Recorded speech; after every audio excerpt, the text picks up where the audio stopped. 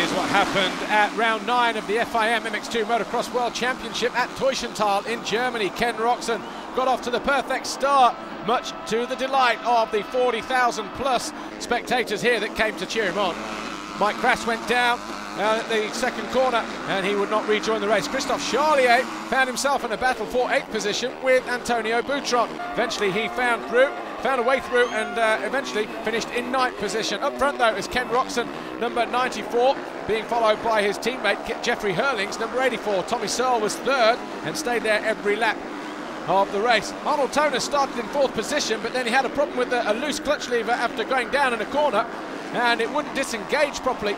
So in the end, it was Gauthier Paulin who found a way past into 4th position. Zach Osborne, who's riding with Epstein-Barr virus, eventually finished in 5th, but it was a great win for Ken Roczen in Moto number 1 on home soil. In the MX1 first race, all eyes were on Tony Cairoli, but it was Evgeny Bobryshev on the Honda World Motocross Honda that stormed into the lead with Cairoli and Nagel just behind in 2nd and 3rd. Barragan and Steve Ramon got into each other, and that was for around about 9th position early on. And then Barragan moved up into past the number 24 of Sean Simpson, and that moved him into 9th place. Stephen Frossard, he battled from 4th position, but Christophe Pourcel, returning from the US, found himself with no points in the first moto. But Bobryshev was running away with it at the front of the field. Cairoli, having made a mistake from 2nd, eventually found his way back past Stephen Frossard to climb into 3rd position. He then went after his teammate Max Nagel, which he would eventually do and claim 2nd. David Philipparts had no back brake in the closing stages of the race. He would eventually drop down to 9th position as Cairoli moved into 2nd, but it was a win for Bobryshev, his first ever in MX1.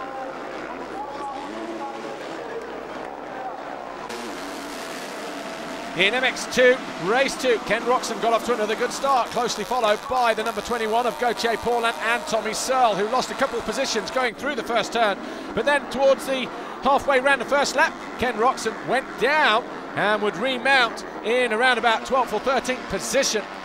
That handed the lead to the 21 of Gauthier Paulin. Arnold Tonus was 2nd, but was soon passed by his teammate, 338 Zach Osborne, who then came under pressure and was passed by the number 100 of Tommy Searle. A couple of laps later, Searle was then passed after a titanic battle with the number 84 of Jeffrey Hurlings.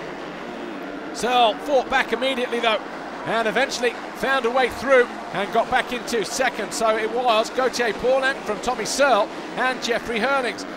Just after the halfway stage, Ken Roczen found a way to close down his teammate, number 84 Hurlings, and then he moved into 3rd place. And that would be enough to win the Grand Prix, but it was a win for Paulin. The final race of the day, MX1 race 2, and once again Tony Cairoli got a good start with Evgeny Bobryshev, the winner from Moto number 1, close behind in 2nd place. But about 4 corners later, Cairoli went wide, and that allowed the Russian through into the lead.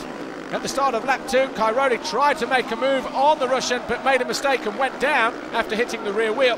Clement de Sal started in 5th position, and then he had Cairoli to battle with, who started to fight his way through past Rui Gonçalves for 3rd position. And then eventually his teammate in probably the move of the day, when he went from one side of the track to the other and squared off his teammate and moved into 2nd position. He then set about Evgeny Bobryshev, who had amassed around about a 7-second advantage at the head of the field. Clement de Sal then went through on Max Nagel to go 3rd in the race. And on the final lap, this is how close it was between Cairoli and Bobryshev. Cairoli just ran in a bit too hot, but it was an overall victory for Bobryshev.